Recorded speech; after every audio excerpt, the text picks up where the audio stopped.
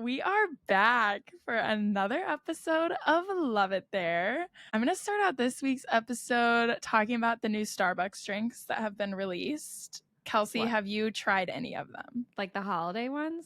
Yes, the holiday drinks. No, and I probably never will. I don't think last year didn't have a single holiday drink. My only special Starbucks drink I get is the pumpkin cream cold brew. That's the only one. Well, the talk on campus has been all about the new Starbucks drinks. And first of all, everyone thought that, well, maybe this was just me and my friends that were confused, but we all thought Red Cup Day was the day that the holiday drinks were being released. So Red Cup Day is where they give you like a reusable plastic cup if you get a holiday drink. And it's like different every year and it has like holiday design. So we were all like so excited for Red Cup Day, and then we get to the Starbucks on whenever the holiday drinks were released, like last Thursday or Friday. No, Thursday. And there were no cups being given. So I guess that's a later date. But anyways, so the story I was going to tell here, I digress. I got a little off topic there. But what I was going to say is I have this class that meets on Tuesdays, Thursdays, and then we have a discussion on Friday. And I got to class on Thursday and we like sit in our like groups. It's like a group based class. Mm-hmm. And one of the people in my group was like, guys, like we have a presentation tomorrow. Did anybody remember that we have to give a presentation tomorrow? And literally none of us had any idea. We were all like, oh my God, no, like we all forgot. Oh, wow. And so we're sitting in lecture and I'm like, okay, like let's just do it during lecture because sorry, mom and dad, but none of us ever pay attention in that class. But so I'm like, okay, let's just like work on it during this class because like we never pay attention anyway. So let's just like knock it out and get it done. So they're like, okay, yeah, sounds good. So I'm like making this presentation and I share it in our like Google Drive, like shared folder, whatever. I'm like, okay, guys, it's in there. Like, let's all start working on it. So I'm like chipping away at it. I'm getting the work done and nobody else is on this document. I don't know what the other three people in my group are doing, but they're all like sitting there like wasting time doing something. I'm the only one working on this presentation. And I'm like, I don't care because if I'm not doing this, I'm going to be like doing something that's not worthwhile and just like wasting my time. Well, so I'm like just actually paying attention to lecture? No, don't worry. Never. Okay. So I was like, whatever. I don't really care. I'm like friends with them all too. So it's not like they were like annoying me. Like I was like, it's cool. I'll just like do it. I really didn't care. And so I finished it all. I did like all the citations and everything. And I just like sent the PDF of it in our like group chat. And I was like, if you guys want to thank me, the holiday drinks from Starbucks came out today, like as a joke. Right. Because I like did it all. And they were like, oh my gosh, I can't believe you just did that whole thing. Like, what's your Venmo? Like, we'll literally pay you so you can get a drink. And I was like, no, I was just kidding. Like, I'm not giving you my Venmo. And they were like, no, like, seriously, don't like be humble or like don't be modest or whatever. And they were like, give us your Venmo. I was like, guys, I'm not taking your money for this presentation that took me like 40 minutes to do. Like, it's really okay. And so then the next like text that comes through is one of the guys in my group like screenshotted my Venmo profile and like sent it in the group. And they were like, everybody Venmo right now. And so they all like sent me money to get a Starbucks drink because I did this presentation. And I was like, starting a little side hustle here. Yeah, I know. Well, it's like our group. Like, it's not like I'm not even in their group and I did it for them. Like, I'm part of it. I'm confused. What were they doing? I have no idea. Like, just wasting time like we always do. I don't know. And so then I sent like a screenshot of the group chat to my boyfriend and I was like, look at like what my group just did. Like, this is so funny. I'm dead.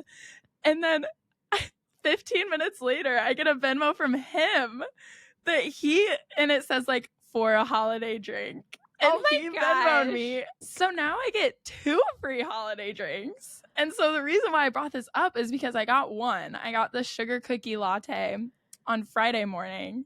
But I still have money from my group that I haven't used. So I'm like, I want to know like what my next drink should be, but you haven't even tried them. So, well, what did you just get before we started recording? You went and got a coffee. I did get a coffee. This is just an iced coffee because it is 7 p.m. So I don't want to get anything. Yeah, I mean, crazy. An iced coffee at 7 p.m. Yeah, but it's better than like a cold brew or like espresso. Right. Do you have a late night, or why are you drinking coffee right now? To Yeah. get through this podcast recording? To get through this brutal podcast. No, I'm just kidding. I just like want to have a productive night. I'm most productive at night, so I like Yeah, you are. We staying are up late. opposites. Well, if I had people just Venmoing me up the wazoo, I would go get a holiday drink. No, I know. I'm like, what is happening? All of a sudden, I have all these Starbucks funds, and I like didn't even ask for it. So I think I bought 2 of the pumpkin cream cold brews myself, and I maybe had a. What is going on? Okay. Wait, that was so funny. If you're Why did it listening just and do not that? watching, maybe go to the YouTube and watch what just happened. Okay, this has been happening on the program that we record our podcast on, and when I use Zoom, has just been like putting balloons and bubbles in the background of my video at the most random times. So I don't know if it's a new like update with my new laptop or something, but at first I thought it was just this podcast recording program because it happened once when Hallie and I were like pre-recording. But it's never been like while we're recording. Yeah. And then it happened on my Zoom because I have like a Zoom group that we do every week. And it was happening then last week. And now it literally just happened again. So I don't know. Oh, yeah, maybe just check that out on the YouTube. Just kidding. It's not that great, but plug the YouTube. Kelsey does a lot of hard work to edit the YouTube videos. Oh my gosh. So just go support her. Go give her some love. She does a lot for that every week, and they always turn out really good. And like our dad is like a big YouTube supporter. He only watches on the YouTube and he loves it. He eats it up. So if you are curious, you should check it out because they actually are good. And it's like nice to have the content, like the pictures and the videos while we're like talking about it, so you don't have to like go back to the Instagram and try to like piece it together with like what you listen to, you know. It's all just like already done for you. So yes, I mean, I am not a video editor. It is very rudimentary editing, but it gets the point across. It gets the job done. Yeah, it does. So thank you. Speaking of our dad being a supporter of us, he did leave us a review. And so if you listened to our London episodes, we talked about how we could like speak in British accents, and we had a request to speak in our British accents, but we weren't going to do that. And our dad, well, he texted us and he's like, I can't figure out how to leave a review because he watches on YouTube. And I'm like, okay, you can comment on a YouTube, but you can't leave a review. So I had to send him a screen recording of how to leave a review on Apple Podcasts. Wait, I didn't know that. I swear I don't beg for reviews, but I was just trying to help. We're like bribing our family members to leave us reviews. But then lo and behold, I saw a review that was new, and I knew it was from him because the title of the review is Accents. The review, 5 stars, thank you. Great fun and info, but come on, you must do a little British accent. Your audience deserves it. Crying, laughing emoji. You know, he was like typing that on his phone, being like chuckling to himself while he's typing it. Definitely, with very expressive eyes, how he always does when he's on his phone, laughing to himself. We love you, Dad. Thanks for the support. Seriously, Dad, we couldn't do it without you. So yes, we love that support. So thank you for that review. Okay, and then we got one other review too. So thank you guys. We seriously love you guys so much. Can you tell how much joy we get from these reviews? Kelsey's tearing up right now. Probably. Oh my gosh. Okay, this one says amazing, 5 stars. Kelsey and Hallie's stories get me laughing every episode, and I love hearing all the little tidbits about each city. Love this. Yes. We love you. Thank you. We love our fans.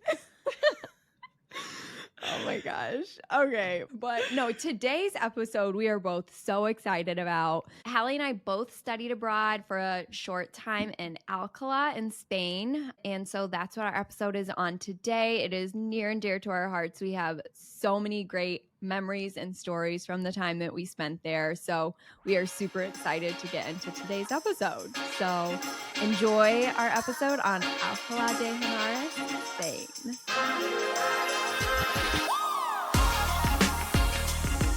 Okay, so we're going to start off by just talking about like what we love about Alcala, which there's so much to love, but it's a smaller town. It's like 40 minutes outside of Madrid, and it's super, super quaint, but it has everything you need. I mean, it has restaurants, it has shopping, it has nightlife, but it still has this nice little quaint feel to it. And it's not touristy at all.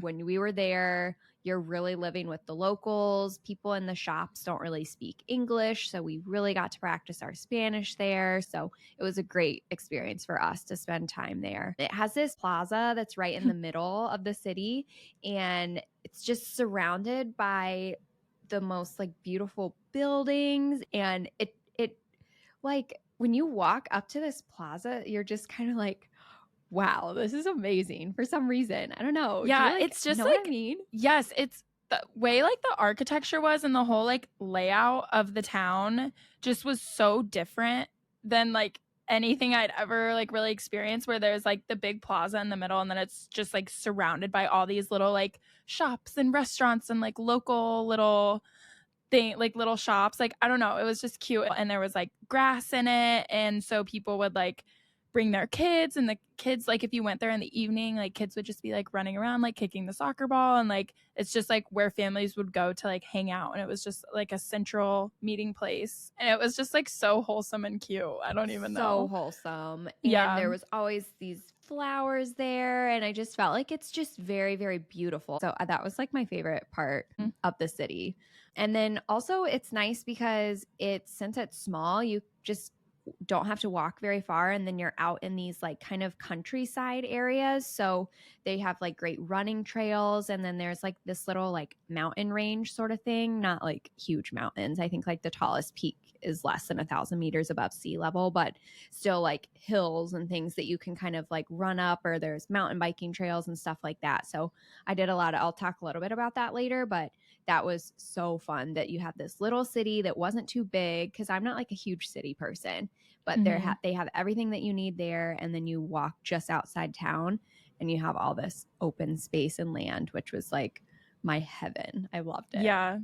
Yeah, I just like appreciated it so much, because like the whole reason I went to study abroad is obviously I wanted to like see more places, and like I went to Madrid. I went to like the big cities because I wanted to see those too, but what I was like really wanting to get out of it is to be like immersed in like the culture, and like help increase like my ability to speak in Spanish, and just like learn more about like the way of life there. And I felt like staying in Alcala was definitely the best way to get that experience, because when we did go into Madrid and the bigger cities, it is just like so touristy, and you're not always getting like the authenticity of like how does a real Spaniard live, you're getting like kind of an Americanized version of it when you go to like the big cities.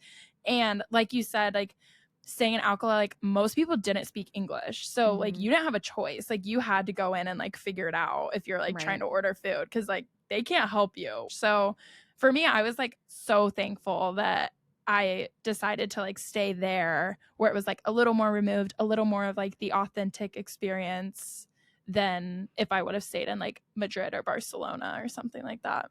Yep, I totally agree.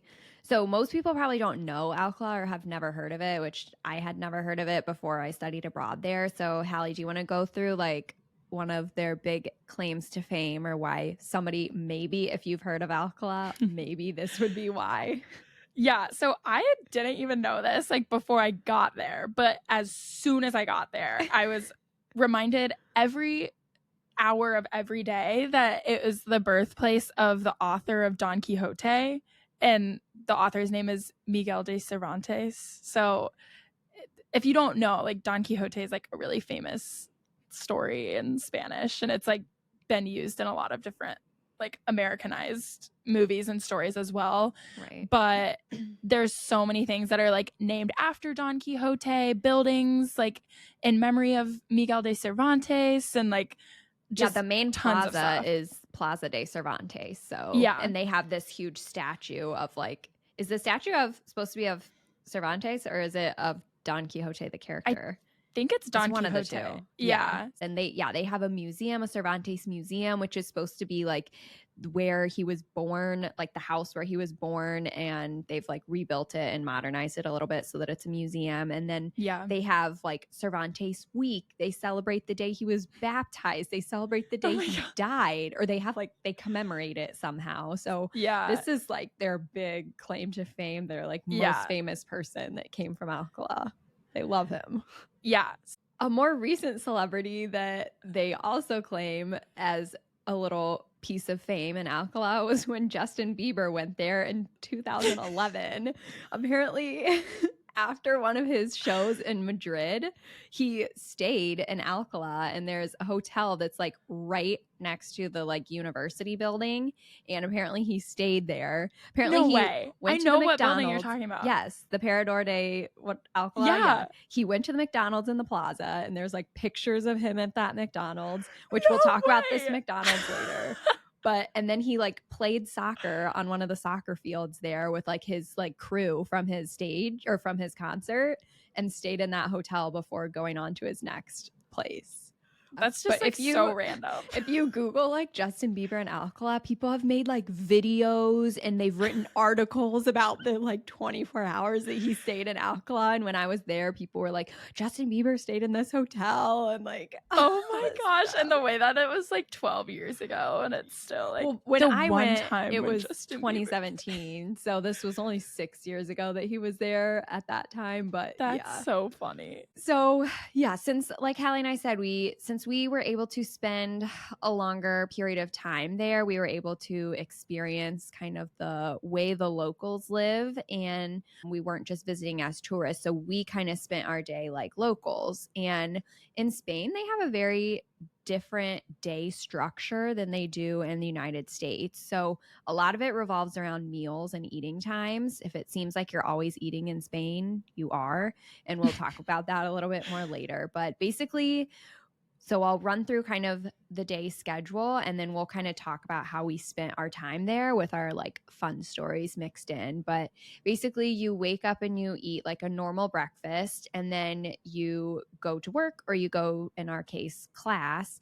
And then around noon you eat like a light snack, which would be like our American lunchtime. But in Spain, they just eat a light snack because their main lunch meal is after work or school around like 2 to 3. So that's a big meal.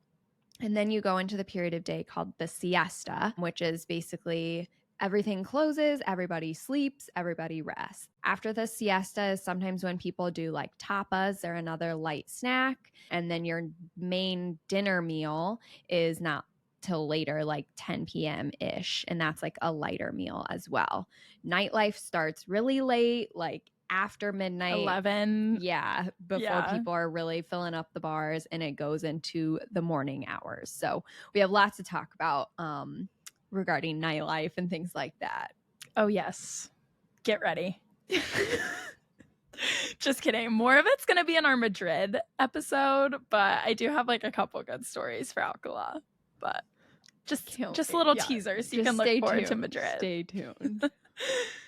There were also, along with like differences in the day-to-day schedule, there were differences in like the way that they spoke Spanish as well. And it was interesting for me because obviously this was my first time in Spain, and I've been to Mexico before, I've been to Puerto Rico, and I've been to Cuba. So I've like been around like Spanish speaking countries before, and like spoken to people in Spanish in different countries. And my experience in Spain speaking Spanish was so different. And I realized that it's because like in our schools, when we're taught Spanish in the US, we're taught how they speak Spanish in Mexico, which makes sense because it's the closest country. Yeah. So like it makes sense that they would teach us how to speak the way they speak in Mexico, because chances are we're going to be interacting with more people from Mexico than we are people from Spain. Mm-hmm. But I never realized how different the language is between the way they speak it in Mexico and the way they speak it in Spain. And there were so many times where like the vocabulary was different, or like they used different words for different things that caused so much confusion. And the story I'll like give to explain this is I was meeting up with Kelsey's host family. So Kelsey stayed with a host family, which she's going to get into. I stayed not with a host family, but I met up with the host family that Kelsey stayed with when I was in Alcala. And they were making a food dish for me, and I was going to come over and have it. And so we're communicating all in Spanish. So I'm like texting this girl in Spanish, and I'm like, okay, is the food for lunch or is it for dinner? So the words that we were taught in school is Almuerzo is lunch and Cena is dinner. And then food in general is comida.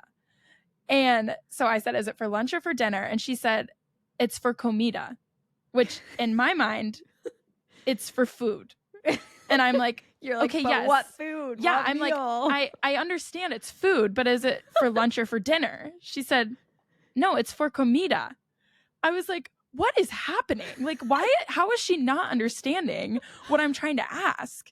And so I literally like took my phone to my Spanish professor, and I was like, what is this girl trying to tell me? Like, I was so confused. And she was like, oh, no. Like, she was like, you don't understand. And so she stopped class and gave us a whole like mini lesson on like what the meal times are in Spain.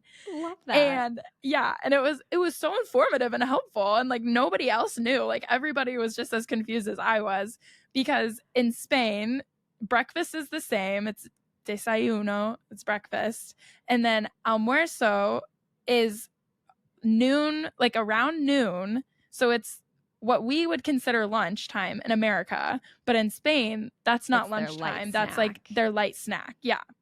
And then 2 to 3 is like their big lunch meal. And in Spain, they call that comida, which we in learned school, that as just food. We didn't learn that as a meal. We learned that as the word for food. Right.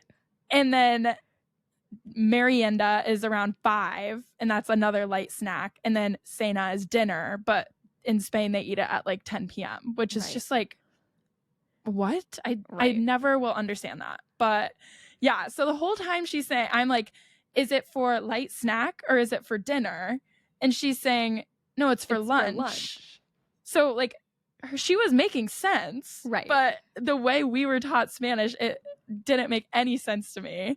And so that was just like one of the funny moments of like the times I can remember. There were so many other miscommunications, but... And that's where too, not that this is slang, it's just the way that they use the words differently in Spain compared to Mexico or Latin America. But that's the thing that you get when you're living with the locals. They're not gonna, like my host mom, who Hallie was communicating with, she knows no English. So for Spanish speakers that know English, they probably would have explained it better in a way that they know an English speaker would understand.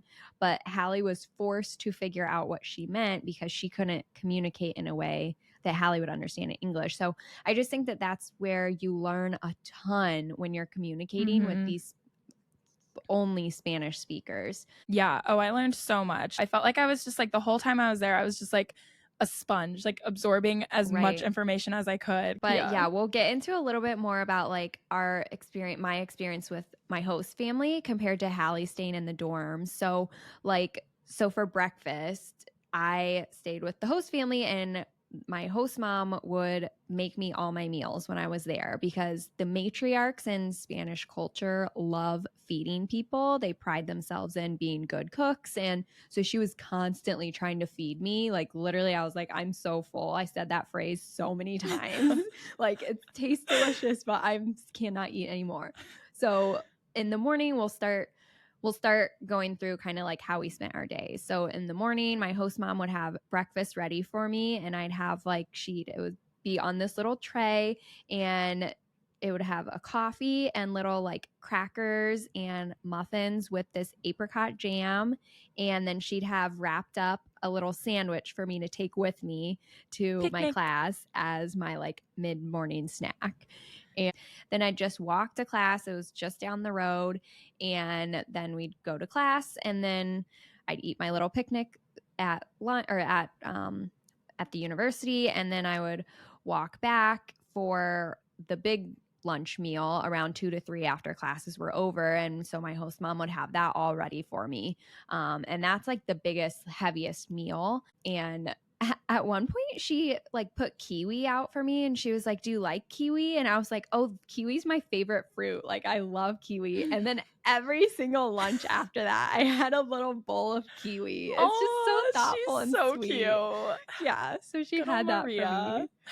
But yeah, my food experience was great. So what in the dorms, Hallie, how was your food? And take us through like your morning through class and then your lunch, like what you would do. Okay, so we would wake up and get like breakfast before class, and the breakfast was definitely the most interesting meal that we would have. Like, the lunches and the dinners were usually pretty good, but the breakfast was like, by the end of the month, I was so sick of it because it was the same thing every day. Like, lunch and dinner, they would change up, but breakfast was the same. And they would always have like these sunny side up eggs, and they were not cooked at all. Like, they literally looked like they had been put on the stovetop for like 5 seconds and then like scooped up and put on a plate because they were so raw. Yeah, so I don't know if it was hard for me to tell if it was just like bad like dorm food like we have in the US, or if it was just like how they eat it there. Like, it was hard to tell. Oh my gosh, one day I have a picture of this because one day with the eggs, they served these like brown, like, picture like a sausage link shape, but it was not a sausage link. It was like black. And I literally looked like poop. It looked like a turd on a plate. And none of us knew what they were, but we were like so curious. We were just like, what is this? So we were kind of like, we like all like tried a little bit of it, and it was so like, it was just so bad. And we never figured out what it was. So it's probably meat of some kind, just burnt. It like wasn't burnt. Like, it didn't taste burnt. That's how it was supposed to be, but just like none of us knew what it was. I have a picture of it that I'll post on Instagram. So maybe if anybody is cultured and has experienced this food dish before, please let me know, because I tried to like look it up too and I couldn't figure it out. But that was like by far like the worst meal. The lunches and the dinners were usually pretty good. That's good. Well, I had like the same like class schedule as you. We would eat breakfast and then we'd go to class. And then right after class, we would all be ravenous because we would eat at like 7:30 in the morning, and then they don't eat again until 3. The thing with lunch, they always had salads, but they like do not believe in salad dressing there. It's only olive oil and vinegar. Yeah. I don't know if like you ever had that. salads. I don't really I like do too. Salad dressing. So like I didn't care, but like by the end of the month, like everybody was like, what's a girl gotta do for some ranch? Like, oh my gosh. No, and we'll talk about this later in the episode, but the Mediterranean diet is so much better for you than like the classic American diet, and that's why they are generally a lot healthier and why they can get away with free healthcare. So we'll talk about that a little bit later. Yeah, well, and then along the lines of like being healthier. So the first day that we were there, I was like getting lunch, and there's like a refrigerated section at the beginning before you get to like the hot stuff that they like serve you. So the refrigerated stuff, you just like grab what you want. And so there were like yogurt cups and fruit, and then there were like cold desserts that they had. So I grabbed like a plate of like watermelon, and then I think there was like a little piece of cake or something. So I grabbed like watermelon and cake, and I get up to like get my hot food, and they literally started yelling at me because they were like, you can only take one dessert. And I was like, I did only take one dessert. Like, I took fruit and cake. Like, I only have one dessert. And they were like they were watermelon is not dessert. They were like, no fatso, put the water. No, I'm just kidding. But they were like, no, watermelon is a dessert. Like, you can either have watermelon or you can have cake, but like the fruit is a dessert. Did they make you put it back? Or yes, they made me put it back. Oh my gosh. Yes, because you're only allowed to take one. And I think that they were like concerned for us Yeah. Americans. They were like, if all these They had to Americans put us on start a to pig diet. out. Yeah. Oh my Yeah, gosh. so That's I knew after that because I was literally scared because they were yelling at me in Spanish and it was my first day and I was like, I can't do this right now. That's so funny. But after lunch, we would, well, it was like weird because we always wanted to like go out and do stuff after lunch because like we didn't want to sit and like do our homework because we had just gotten out of like 5 hours of classes. So like that was like the point where we had eaten lunch. We wanted to go like walk around and shop and like do fun things because we had like just been sitting in class all day. But it was always siesta. So we like everything was always closed. So then we were like, okay, I guess we have to sit here and like either take a nap or like do our homework because there's nothing else to do. Siesta's usually from like 2:30 to 3 until 5-ish, which is like prime time to do stuff before like, I mean, that's like prime time for Americans before like dinner. You know, you like go, you're done with like school or whatever, you're going to go do stuff. But yeah, pretty much everything's closed. So yeah, we spent a lot of time in the McDonald's because it had free Wi-Fi and it was open through the siesta where a lot of the other places were closed. And like my classmate or like my friends, we were all staying in host families at family homes with host families. So we didn't have like a dorm or something where we could go back to and all hang out together. So we had to like go convene somewhere. Yeah. So it was usually at the McDonald's, which McDonald's in Europe usually, but especially this one in Alcala is bougie. So nice. It is so nice. They serve like on our last night, we like got all the desserts on the menu because we had been wanting to try them all. Like they're just like cheesecakes and like everything. It's so good. No, we were like looking through the menu the first time we went and we were like, this is not McDonald's. Like, what is this? It was crazy. And like the restaurant was so clean. There were like such nice tables and like there were like plants in there. And yeah. We walked in. I was like, where are we? Like, this is nice. Yeah. Okay, so let's do yay or nay on siesta. Were you a fan or no? I would say no. I mean, I get why they do it because the idea is like you eat this huge meal around 3 because you haven't really eaten much since the morning time. And so everybody's just like, pooped. Like we need to sleep off this big meal. But yeah, I don't like that everything's closed. Yeah, and I agree. To me, it was frustrating and like aggravating because I don't know, maybe it's just like the American in us that we expect everything to be like available all the time and like expect the world to like revolve around our schedule because to me it was like so frustrating that like if there was stuff I wanted to get done and I had free time to get it done, I couldn't do it until a couple hours later when everything opened back up again. I like respect that they take that so seriously and that they value rest and that is like such an important part to their culture, which I think is like amazing because obviously we don't have that in American culture That's at all. Why they don't get burnt out. That's why, you know, they can take care of themselves and have the energy to do what they need to do. Yeah. And it's also how they have the energy to not go out until after midnight. So I guess that makes sense. Yeah. So both of us would say nay to the siesta.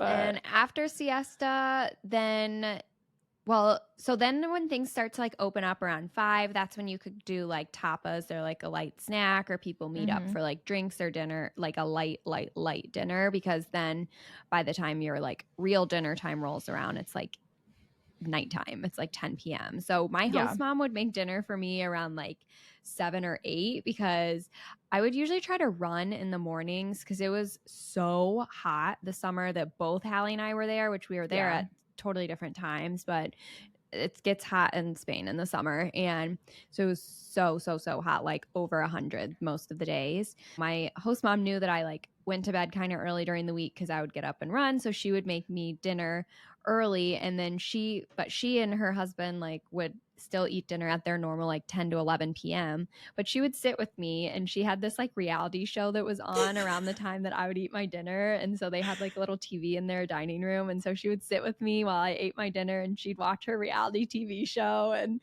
it was just so cute and wholesome. And then such a Spanish family moment. It was literally so cute. That is so cute. Yeah, for us, we would usually get tapas and like maybe like a drink at like 5 or 6, because like dinner wasn't even served in the dorm until 8 was like the earliest. The hours for dinner were 8 to 10, so it's like you had no choice, like you had to wait. Okay, so let's move into like the nightlife. So most of the weekends, like we said, we went out and did like excursions elsewhere in different Spanish cities, but the like first and last weekend I was in Alcala, had great time. So the first weekend that I was there, Real Madrid won the Champions League, which is like a huge deal. So the whole town of Alcala obviously are Real Madrid fans, and so if you win this Champions League, I guess you like automatically qualify for the World Cup. So this was huge. So the streets were just lined. And I looked everywhere for my video of this because I took a video and I can't find it, but there were people with like drums, and they were just like, that's so cool, fireworks going off. And this was my first weekend here, and I was like, what just happened? And they were all like, they won, going crazy. And it was so cool, just the energy, and that like kicked off the night. So then like people start going to the bars and things like that, and yeah, it was so fun. So yeah, that was my like first weekend. And then I'm pretty sure this was the last weekend we were there. We like went out to some of the bars in Alcala, and we met this British rugby team. And so they're like going out, and when you study abroad and you're like we said, we're constantly speaking Spanish, and I was staying with a host family. So it's just like a lot of effort to be constantly speaking Spanish and trying to understand. And so when you meet other English speakers, it's kind of like a breath of fresh air. You're like, thank God. It's like a little bit of a break. I can communicate with these people without having to think so hard, and you can actually have genuine conversations because you actually know what you're saying. So when my friend group met this British rugby team, we were like, oh, we're like best friends now. And so we like kind of partied with them and like bounced around to a couple bars. Yeah. And we get to this one bar, and I see this one of the rugby players, and he's like stumbling around. I'm like, oh my gosh, this guy is unwell. Like somebody needs to help him. And then he literally projectile vomited all over. And Hallie knows I have a unhealthy phobia of vomit. So I was like, get me out of this bar as soon as possible. So like, dramatic. And we get to this other bar later, and so we like, we move on, whatever. We left the British rugby team. They all show up, including the guy that was unwell at the other bar. He rallied, and I was like, I'm done. We're done. So those were my experiences. Okay, so kind of the same thing as Kelsey. Like most weekends we like were like in other towns. So we honestly only went out like in Alcala a couple of times. And then also like if we really wanted to go out and we were in town, we would just like take the train to Madrid. But mostly like if we wanted to get like drinks at night, like after dinner, we would go to Gato Verde, which is like a casual, like it's open like all day, so like you can go there and get food, but like we would just go and get like tapas and drinks. And that was like our go-to. Like we loved it there. It was so fun. And then Green Irish Pub was the other place that we went to that was more of like a club. Like there was like a DJ in there. It was kind of known as like the study abroad bar. So like you'd go in and there was like t-shirts from like every like university where people had like studied abroad there. And so it was cool because we found like an IU one, and so we like all got a picture with it. Yeah, it was fun though. But a lot of times we would just like I said, we would go to Madrid. But like I said, the train ride to Madrid, well, Kelsey said this earlier, it's like 40 minutes, 45. And so we would leave Alcala at like 11 to get into Madrid by midnight, because the trains don't run from midnight till 5:30 in the morning. And so we would get to Madrid by midnight, and then we'd like find our way to like wherever we were going. But it caused some problems because you can't get a train back to Alcala until 5:30 in the morning.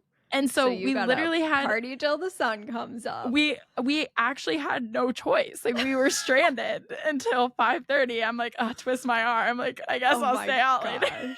Yeah, this is why I did not go into Madrid. Alcala has nightclubs. Like, let me just be able to walk home when they projectile vomit and I need to get out. Yeah, that's actually so fair. No, but it is like a little concerning. You're like, if something were to happen, like, sorry, you're stuck until 5:30 a.m. Like, it is a little concerning. But so then we would get the train from Madrid at 5:30 a.m. after a night out, and then it's a 40-minute train ride, so we don't get back to Alcalá until after 6 a.m. Oh my gosh. And it's summertime, so like the sun rises really early. So like the sun is fully up. Like it is bright outside, and people are getting on the train, like walking to the train station, commuting to work. So they're like getting on the train doing the walk to go to work. Basically. And we are doing the walk of shame. And what made it worse is that our dorm was like a 15-minute walk from the train station. And you had to walk through the plaza, the main plaza that is open for the whole town to see. And with we the had little no kids choice. Playing in the park, and you girls are we are in our stumbling little back, nightclub still outfits. Drunk. Okay, we had 40 minutes on the train. It was just funny. Yeah, but the thing is, honestly, it's like it's not abnormal for people to like stay out that late though. Like you might have been like the only ones in Alcalá, but in Madrid, like if you would have stayed in the city, there would have been people partying until 6 a.m. Oh, 100%. Like we were doing like what people do, but it was just because we had to get all the way back to Alcalá. And Alcalá is just like your stereotypical suburb. Like it was a lot of families, a lot of like people that are working, not a lot of like young like college age kids. It was basically just like the people studying abroad there.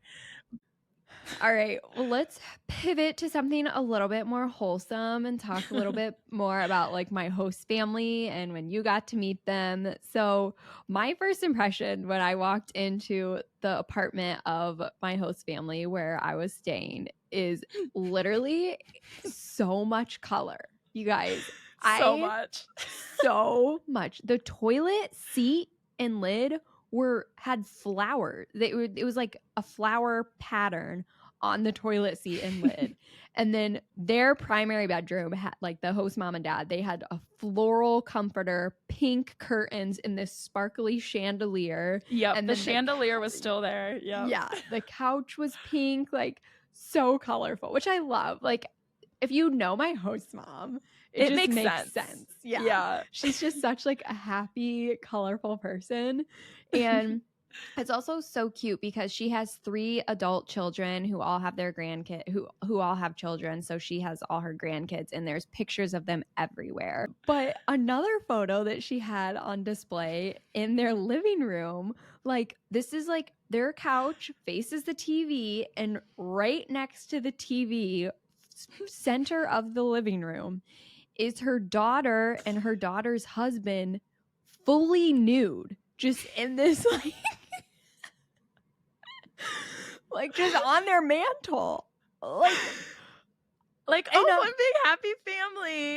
Yeah, literally, she's like, look at my beautiful daughter and son-in-law just like naked on my mantle. I'm like wondering, first of all, I don't know why they had these photos taken, but then did the daughter gift the photo to her mother-in-law, or or to her mother? Like, how'd the mother get it to have it printed and then decide, I'm going to display this for everybody to see? And it was big too. Yes. Like it was not just like your 4x6, like in a little frame. No, it was fully on display for the whole world to see. Like she was proud. Oh yes. Which, I mean, beautiful woman. They make a beautiful couple. Yeah. It's tasteful nudes, let me say, you know, like strategic she's hand covering. placement. Yeah, but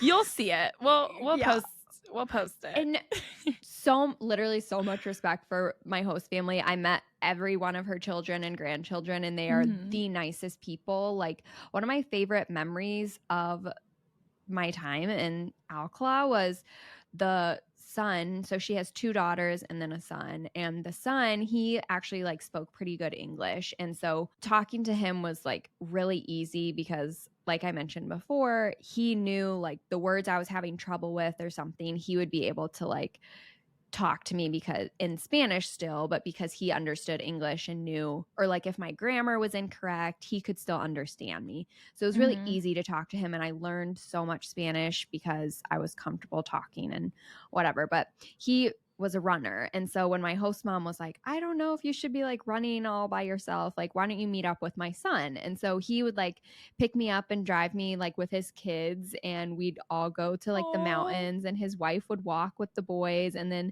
me and Juan Pablo would like run up the mountains and like just talk, and it was just like beautiful, and it was so fun and just so wholesome. And yeah, that's it was just so cute. Yeah, it was really special because I had like recently stopped competing. Like I was like a competitive runner, and I had just kind of made the transition away from competition and running. And so I was like sad that I couldn't do that. But then I was like, okay, but now I get to like share casual running. Like if I was like training and needing to do workouts and stuff like that, like I wouldn't have been able to run like 10-minute pace with him up this mountain. Right. But since I was like, I'm not training for anything, I'm just running for fun, and I can like connect with someone in a totally different world, you know, on this like running thing. And it was so special, and I was just so grateful for moments like that. No, that's so just like such a unique experience. And like you probably wouldn't have like gotten to know him that well if you wouldn't have like had that connection of running and like had that shared passion for it. And that's just what I love about running so much. And it's like Kelsey was way more involved in running than I was. I like stopped after high school, but I like have picked it up as like I'm just like a hobby jogger now. I literally run so slow. But the reason I like still do it is because I love how like social it is. And like I'll just like reach out to people that I like wouldn't normally see in my day to day, but I know like to run, and then we'll like catch up over a run. And like without that, I probably wouldn't like ever run into them or like talk to them like in that way. And but it just like brings people together.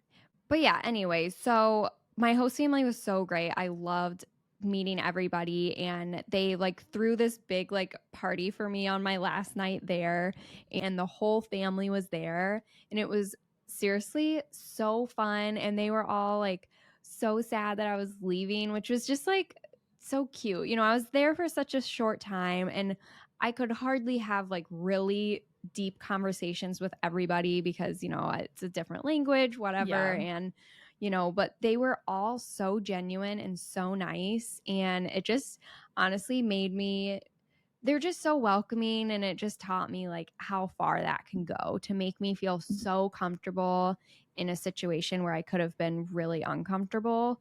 They did such a good job of just being warm and welcoming. And and that's why when my host mom was like, come back and visit me the next time you're in Spain, when I literally told her, I was like, my sister's gonna study. Well, this was, you know, 6 years later when Hallie decides to study abroad there.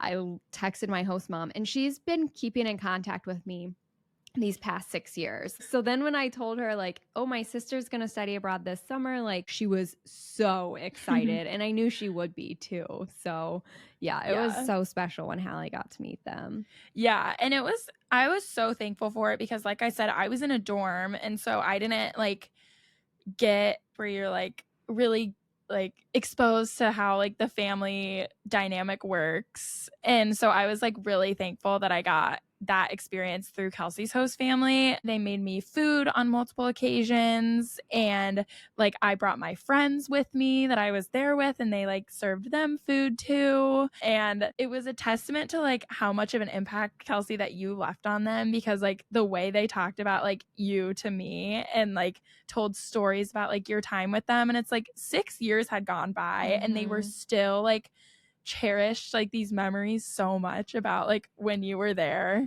And it was just so cute. I was like, oh, they literally loved Kelsey so much. Literally making me emotional. I'm like, I just don't even know how to put it in words, like how just great and genuine of people that they are. And it's Yeah. like inspired me to be a better person, honestly. Just like how welcoming they were of Hallie too, not Mhm. knowing her, and just like knowing that she was my sister. And they're like, let's cook all this food for you and take your Bring friends her under into our my wing. And into our home, and yeah, like they introduced me to like that was another thing that really stuck out to me about like life in Alcala and like Spanish culture is that literally the entire extended family lived within minutes of each other. yeah, And which is so cool. it was so cool to just like we got like tapas and then we all went out for ice cream and there was like literally 10 to 15 people that were like all in that family that just like at the drop of the hat they were like, oh, like yeah, let's go get ice cream, let's go meet up and bring all the kids, and like just one big happy family function. And it's just like that is so rare to have like in the US, I feel like, because everybody like it's so much more common to move like far away, and I just feel like they value family so much there that like everybody just stays close by. And I think that's why they took us in so strongly, was because to us, or to them, we were family to them. And family Yeah. is so important. They will do anything for their family. And so we just became I mean, I became family when I stayed with them, and then you're my family, so that means you're their family. And Yeah. yeah, those ties are just so strong, and that was really, really cool. Yeah.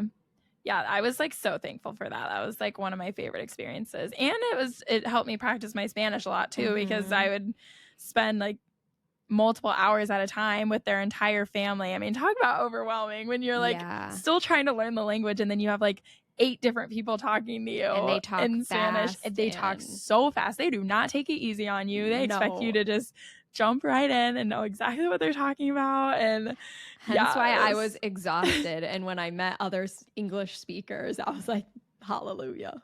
it was cool for them too because like I was asking them questions about their culture, but then they also were like asking questions about like life in America, Yeah. and like Yeah. they were so interested to hear about like what my life is like because like some of them have never been to America. Right. So, but it was just like a really cool moment where like both sides were like learning about each other's lives and each other's cultures, and I don't know. It was just like it's like something that I definitely like will never forget. It was cool. Okay, so next let's talk about the hospitals. I took a medical translation class, and so part of the class was to spend some time in the hospital and basically practice. But yeah, like I mentioned, in Spain, they have a universal healthcare system, which is basically free healthcare, which is just wild compared to the United States and how expensive things are. But yeah, like I mentioned, part of it is, they're a little bit healthier there. I mean, they all like smoke cigarettes, so they have Yeah, different sort of that's the problems. drawback. Yeah. Yeah. But as far as like diabetes, high cholesterol, hypertension, it's like not quite as bad. Those like chronic health conditions that are just like eating up United States, like American health funds, Mhm. that's not as big of an issue there. So, yeah, that was just interesting. But Hallie was in a hospital for a different reason. Yeah, so one of my friends who was went there with me was my roommate, got really sick when we were there, and not like she just had like a really bad like sinus infection that like as soon as she got there she felt sick, and this was like 3 weeks in and she was still so sick. And so she was like, I need to get some kind of antibiotic or else this like isn't going to go away. And like we still had plans to go to Italy after, and so she was like, I need to get this figured out. And so we like asked our professor like where we should go, because I mean it's so overwhelming. Not only are you in a new city where you like don't really know like where anything is or like the places to go, but everybody's speaking English or everybody's speaking Spanish. Spanish. Yeah. So we like and the healthcare system is set up completely different. So we Right. were so overwhelmed. And so our professor kind of like told us what to do. And we had like health insurance through our study abroad program. Like we had like a Spanish health insurance card. So she told us where to go. So we go to this hospital, and it was so wild. Like we walk in and we like go to the front desk and tell her like our information, like what we're there for, and she gives us a number.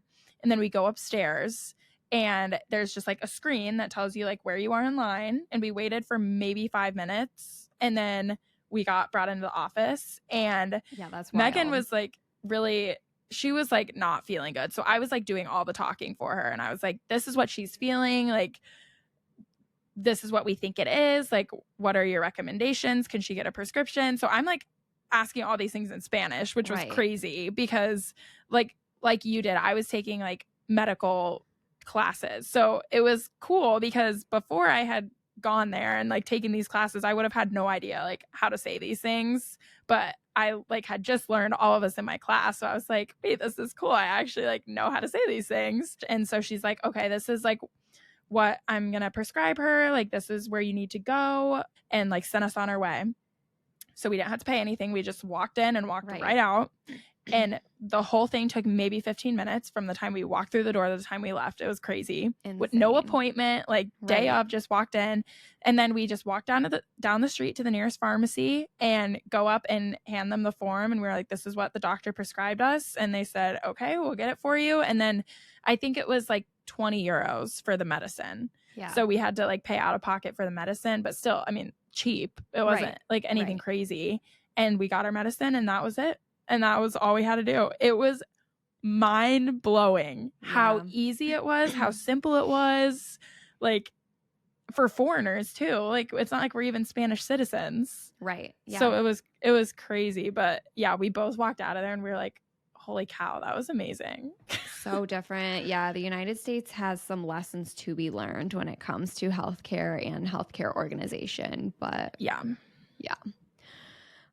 Okay, let's end with some more talk about food. Spanish cuisine is delicious. So I mentioned a little bit about like my host mom cooking for me, and my favorite meal that she made, I don't know what it was called, but it was basically like potatoes with a fried egg and chorizo, and it was so good. I think I have a picture of that. And yeah, that was my favorite meal that she made. She also made me paella, which was delicious. She made me paella too. Yeah, her paella is very good. And then in Alcala was the first time that I tried tinto, which Hallie talked about in the Barcelona episode. And I actually in Alcala, they have, which I don't know, I tried to tell Hallie to go here, but I think the place I went is closed now. But so sad because they have these tinto towers, these huge towers of tinto for like literally like 10 euros. It's insane how cheap it is. And you can just basically bottomless tinto, and that was so fun. That was like one of my greatest memories. And again, it was so hot there, so just downing this tinto was needed. Yeah, for sure. Something about like how cheap it was. I was talking about how we went to Gato Verde and we'd always get like a tinto and tapas there, and it would literally be 2 euros for like a drink and like the food that they would give you. And that's because we're not in a tourist trap, so these are local prices. Yeah, it was so great. As far as my favorite food places, I could talk about this all day. We got the most incredible sushi I've had in my entire life in Alcala at this place called Kijote, which another hint at Don Quixote, but it was like spelled the Japanese way, which is like kind of funny. But which is so random that you got such good sushi in Spain. Yeah. And I love sushi, but like my friends that we were with were like craving it the entire time, which like I wasn't really, just because I was like, I don't know if the sushi here is going to be that good. Like, I don't know. But they were like, we need to get sushi here before we leave. And like one of our friends that had already went recommended this place to us, and she was like, it's so good. Like, you guys should go. So we're like, okay. So we go to this Kijote place. We walk in, and there's a sign on the door that says it has a Michelin star. And we were like, is this real? And they serve us the sushi, and we're like, oh, can we have soy sauce? And the waiter looks at us and he's like, you want soy sauce? And we're like, he's like, my sushi does not need soy sauce. Yeah, we're like, yeah, we want soy sauce. And he's kind of just like smiling and like laughing to himself. So he goes to get soy sauce, but he takes forever to bring it back. Like, we're sitting there for like 5 minutes, which is like forever in my mind, because we're like so hungry and we're staring at the sushi in front of us. So we're just like, okay, let's just like, we'll just like try it while we like wait for him. This soy sauce out from the back. Yeah. So we try our sushi, and all of our jaws like drop to the floor. We all like are just in silence, in awe at how good this sushi is. Like, none of us had tasted anything like it before. It was incredible. And then he finally brings out the soy sauce, and none of us even touch it because it like ruined it. It like masked how good the flavors were. And it was so crazy. Like, we all like talk about this sushi like in our group chat still. We're like, oh, craving Kijote right now because it was so amazing. Still and so random. So random.